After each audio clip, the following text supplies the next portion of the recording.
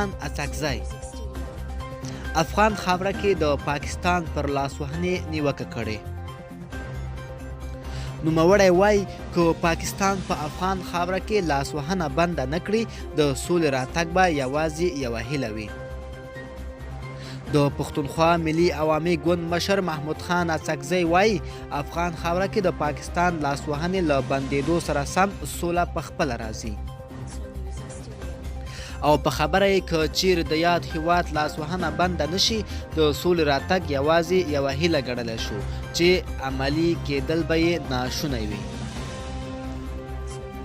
اڅکزي زیاتوي سربیره پر دې چې پښتانه د ترهګرۍ قربانیان دي، پاکستان هم د ترهګرو تور ورباندې پورته کوي. نوموړی له پاکستانه غوښتي چې په افغانستان کې خپله لاسوهنه بنده کړي.